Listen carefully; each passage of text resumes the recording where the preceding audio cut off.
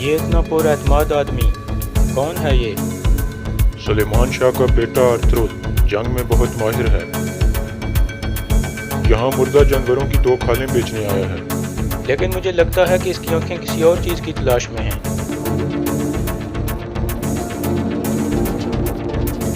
السلام علیکم ناظرین، ارطغرل غازی کے تیسرے سیزن میں خوش آمدید۔ پہلی قسط کے آغاز میں ارطغرل اپنے ساتھیوں کے ساتھ ایک جنگل میں گھوڑا دوڑا رہا تھا۔ اس دوران وہ اپنے دل میں دعا مانگتا ہے اللہ کے 99 ناموں کے ساتھ جو ہمارے دلوں کو ایمان سے بھرتا ہے۔ یا رب، ہمارے اس پاک راستے میں آنے والے جالوں کو تباہ کر دے، دشمن کے سامنے ہمیں چوکنا کر دے۔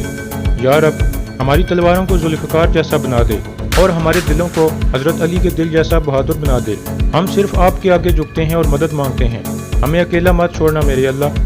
دوسری طرف ایک سپاہی آ کر اپنے سلجوق کمانڈر کو بتاتا ہے ہم نے ارد گرد کو محفوظ کر دیا ہے جناب۔ کمانڈر کہتا ہے بہت اچھے، ارطغرل صاحب کسی بھی وقت یہاں پہنچنے والے ہیں۔ تھوڑی دیر بعد ارطغرل اپنے ساتھیوں کے ساتھ وہاں پہنچ جاتا ہے، پھر وہ سب گھوڑے سے اترتے ہیں۔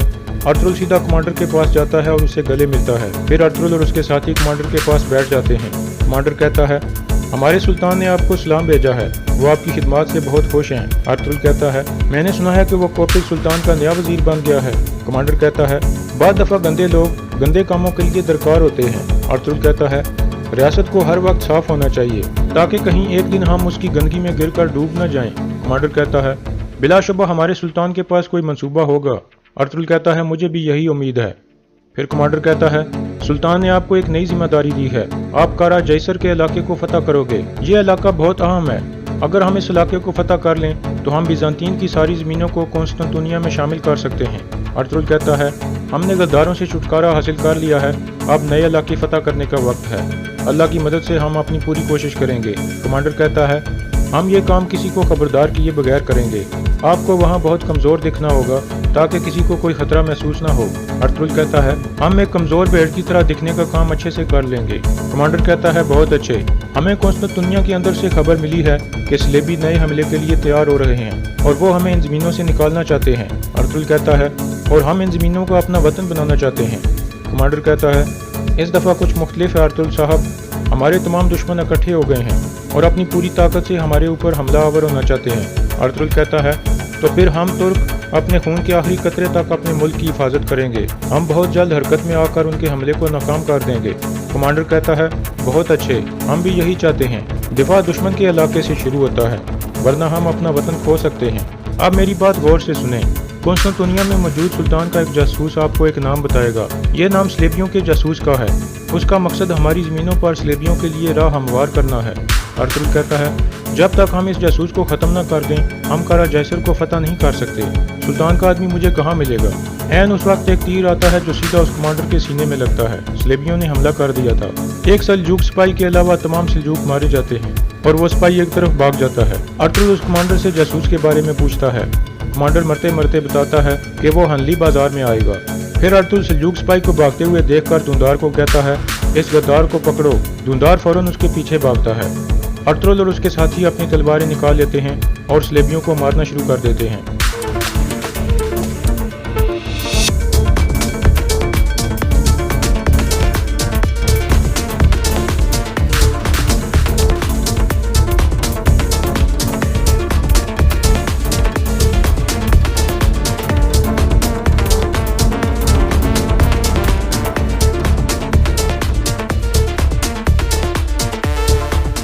کچھ دیر کی لڑائی کے بعد تمام صلیبی مارے جاتے ہیں۔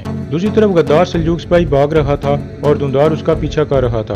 وہ سپاہی بھاگتے بھاگتے ایک آدمی کے پاس پہنچتا ہے اور اسے کہتا ہے تمہارے آدمیوں نے حملہ کر دیا ہے۔ وہ آدمی کہتا ہے وہ ہمارے لوگ نہیں ہیں، وہ بیوقوف ازنک صلیبی ہیں۔ پھر سلجوق سپاہی اسے بتاتا ہے کہ سلطان کا قسطنطنیہ والا جاسوس ہنلی بازار میں آئے گا اور وہ صلیبیوں کے ایک جاسوس کا نام بتائے گا۔ وہ آدمی پوچھتا ہے کس کو بتائے گا، لیکن عین اس وقت دوندار تیر سے اس کا نشانہ بنا ڈالتا ہے اور وہ غدار سپاہی ادھر ہی گر کر مر جاتا ہے، لیکن دوسرا آدمی بھاگنے میں کامیاب ہو جاتا ہے۔ دوندار واپس آ کر ارطغرل کو بتاتا ہے کہ اس غدار سپاہی نے ایک برقع پوش شخص کو سب کچھ بتا دیا ہے۔ ارطغرل پوچھتا ہے کیا اس نے ہمارے نام بھی بتا دیے ہیں؟ دوندار ہنستے ہوئے کہتا ہے اس کی زبان بند ہو گئی تھی جب میرا تیر اس کی گردن کے آر پار ہو گیا۔ ارطغرل بھی ہنسنے لگتا ہے اور کہتا ہے بہت اچھے، تم نے ہمیں ایک بڑی مصیبت سے بچا لیا۔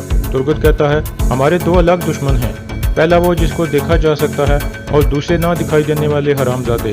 ارطغرل کہتا ہے ہماری جنگ ابھی ایک مختلف مرحلے پر ہے، ہمیں ہر وقت چوکنا رہنا ہوگا۔ اس پاک راستے پر فتح حاصل کرنے کے لیے ہم ان کے لیے اپنے نئے جال بنائیں گے۔ پہلے ہم ان شہیدوں کو دفنا لیں، پھر ہم ہنلی بازار میں جائیں گے۔ دوسری طرف قبیلے میں حکیم ارطغرل حکیم کی نئی ذمہ داری درویش کو سونپ دیتا ہے۔ درویش کہتا ہے انشاءاللہ میں لوگوں کے درد کی دوا بنوں گا۔ حائمہ خاتون اسے مبارکباد دیتی ہیں۔ اتنے میں ارطغرل کا بیٹا گندز وہاں سے بھاگ جاتا ہے جو ابھی بڑا ہو چکا تھا۔ حائمہ خاتون ایک سپاہی کو اس کے پیچھے بھیجتی ہیں تاکہ وہ اس کا خیال رکھے۔ گندز ایک جھولے پر چڑھتا ہے اور پھر گر جاتا ہے۔ اتنے میں حلیمہ بھی وہاں آ جاتی ہے اور اسے دلاسا دیتی ہے۔ اتنے میں حائمہ خاتون بھی وہاں آ جاتی ہیں اور کہتی ہیں لڑکے اس طرح کے تجربات سے گزر کر بڑے ہوتے ہیں بیٹی، اگر تم ایسے ہی اس کو گلے لگا کر دلاسے دیتی رہو گی تو تم اسے ایک بہادر آدمی کی بجائے ایک بزدل آدمی کو پروان چڑھاؤ گی۔ حلیمہ کھڑی ہو کر کہتی ہے آپ صحیح کہہ رہی ہیں والدہ، گندز بھی اپنے بابا اور چاچوں کی طرح بہادر آدمی بنے گا۔ درویش اسحاق کا پہلا مریض یہ بنا ہے۔ حائمہ خاتون پوچھتی ہیں ہمارے پاس مال کی کیا صورتحال ہے؟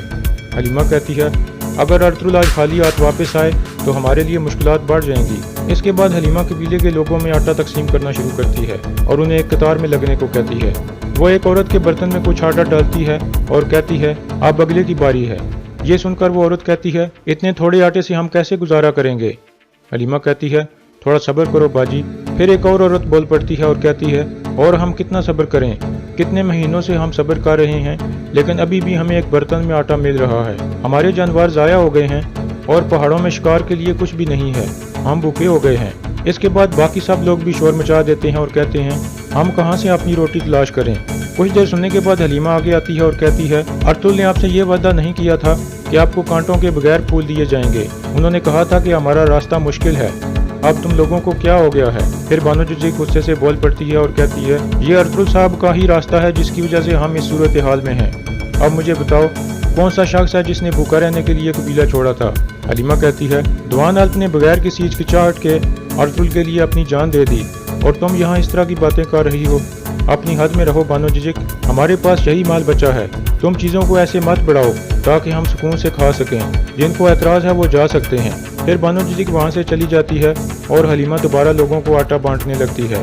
اس کے بعد ہنلی بازار کا منظر سامنے آتا ہے۔ اس بازار میں بہت سے گندے دندے بھی ہوتے تھے۔ ارطغرل اور اس کے ساتھی بھی اس بازار میں پہنچ جاتے ہیں تاکہ سلطان کے جاسوس سے مل سکیں۔ ڈھونڈار پوچھتا ہے اس بازار میں آپ سلطان کے جاسوس کو کیسے تلاش کریں گے؟ ارطغرل کہتا ہے اگر آپ کی آنکھیں یہ نہ پہچان سکیں کہ کون آپ کی طرف ہے اور آپ کا دل یہ نہ جان سکے کہ آپ کس کے ساتھ چل رہے ہیں تو پھر آپ پہلے ہی جنگ ہار چکے ہوتے ہیں۔ اس دوران گھوڑے پر بیٹھا ایک آدمی بلند آواز میں کہتا ہے اس بازار کا مالک سیمن ہے، آؤ آپ بھی اس کے پاس چلو، وہاں بہت عمدہ گھریلو چیزیں ہیں اور بہت لذیذ کھانے ہیں جو آپ کا انتظار کر رہے ہیں۔ ارطغرل بھی کچھ دیر اس کا جائزہ لیتا ہے اور پھر ایک طرف بڑھ جاتا ہے۔ دوسری طرف سلیبیوں کا وہ اہم جاسوس موجود تھا۔ یہ سن کر وہ شدید غصے میں آ جاتا ہے کہ اس کی شناخت اب راز نہیں رہی۔ اس کا نام سیمن تھا اور یہی انلی بازار کا بھی مالک تھا۔ سیمن کہتا ہے یہ لازمی ہمارے استاد اعظم کے آدمیوں کی غلطی ہے، ان کو اس کی قیمت چکانی پڑے گی۔ میں یہ مسئلہ جلد سے جلد بڑی کونسل میں لے کر جاؤں گا۔ دوسرا آدمی پوچھتا ہے اب ہم کیا کریں گے جناب سیمن؟ سیمن کہتا ہے ہم قسطنطنیہ میں سلطان علاء الدین کے جاسوس کو پکڑنے کی ہر ممکن کوشش کریں گے۔ آدمی کہتا ہے بازار آج کھلا ہے، وہاں ہزاروں آدمی ہوں گے، ہم اس کو کیسے پہچانیں گے؟ سیمن کہتا ہے سلطان کا جاسوس کوئی عام آدمی نہیں ہوگا، اس نے اپنا بیس کسی قابل اعتبار آدمی کی طور پر بدلا ہوگا، اس کا سب سے بہترین کام گھڑ سواری ہوگا۔ سیمن کا آدمی کہتا ہے آپ کی عقل خوفزدہ کرنے والی ہے جناب سیمن۔ یہ سن کر سیمن مسکرانے لگتا ہے، پھر وہ کرسی پر بیٹھ کر کہتا ہے بازار کی طرف جانے والے راستے پر ایک جال بچھاؤ اور اس راستے پر آنے والے گھڑ سوار کو اپنے پنجے میں دبوچ لو۔ دوسری طرف ارطغرل اور اس کے ساتھی بازار میں موجود تھے۔ کافی سارے لوگ ایک جگہ اکٹھے ہوئے تھے، پھر وہ گھوڑوں سے نیچے اتر آتے ہیں۔ تھوڑی دیر بعد اس بازار کا مالک سیمن نکل کر باہر آتا ہے جو دراصل سلیبیوں کا اہم جاسوس تھا۔ وہ ایک اسٹیج پر کھڑا ہو کر سب سے مخاطب ہو کر کہتا ہے ہم نے لمبی سردیاں گزار دی ہیں، ہماری جیبیں سونے کے لیے بوکی ہیں، ہمارا بازار اور مہمان خانہ آپ کی خدمت کے لیے ہے، لیکن یقیناً آپ کے پاس بیچنے کے لیے چیزیں ہونی چاہیے یا پھر آپ کے پاس چیزیں خریدنے کے لیے سونا ہونا چاہیے۔ یہ ساری باتیں ارطغرل بھی غور سے سن رہا تھا۔ پھر سیمن کہتا ہے یہاں پر آپ کو قسطنطنیہ سے لے کر چین تک مہنگی سے مہنگی چیزیں ملیں گی، یہ بازار سیمن کا بازار ہے۔ اس کے بعد وہاں موجود لوگ سیمن زندہ باد کے نعرے لگانے لگتے ہیں۔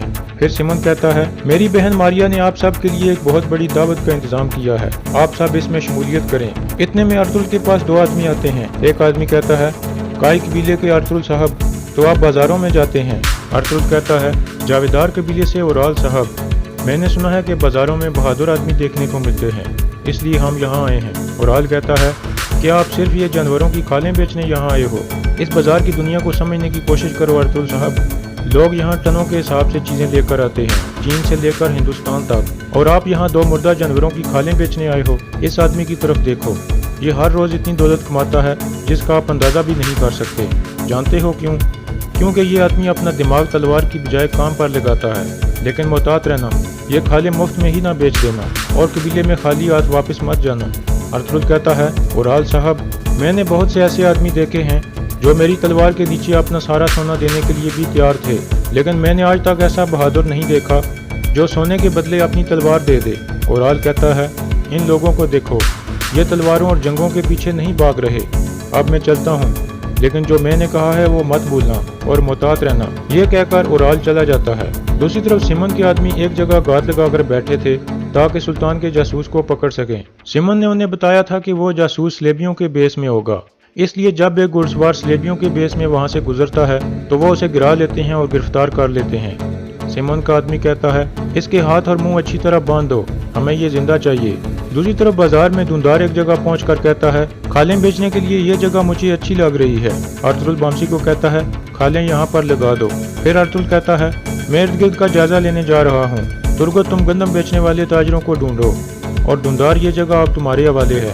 دوسری طرف اورال سمن کے پاس پہنچتا ہے اور کہتا ہے سمن صاحب، میں جاننا چاہتا تھا کہ آپ اتنے سارے سونے سے کیا کرتے ہیں۔ سمن کہتا ہے متجسس ہونا اچھی بات ہے۔ پھر سمن کھڑے ہوتے ہوئے کہتا ہے میرے پاس آپ کے لیے ایک اچھی خبر ہے۔ کونیا کے ایک تاجر نے مجھے بتایا ہے کہ سعادت الدین کوپک سلطان کا نیا وزیر بن گیا ہے۔ اورال مسکراتے ہوئے کہتا ہے اس کا مطلب ہے اب پیچھے میرا ایک سہارا پیدا ہو گیا ہے۔ سمن کہتا ہے کونیا سے آنے والی چیزوں کے ذمہ دار اب تم ہوگے اور کافی زیادہ کماؤ گے۔ اورال کہتا ہے اگر تم نے کچھ غلط نہ کیا تو تم بھی کماؤ گے۔ اتنے میں سمن ارطغرل کو دیکھ کر کہتا ہے یہ اتنا پر اعتماد آدمی کون ہے یہ؟ سلیمان شاہ کا بیٹا ارطغرل جنگ میں بہت ماہر ہے، یہاں مردہ جانوروں کی 2 کھالیں بیچنے آیا ہے۔ لیکن مجھے لگتا ہے کہ اس کی آنکھیں کسی اور چیز کی تلاش میں ہیں۔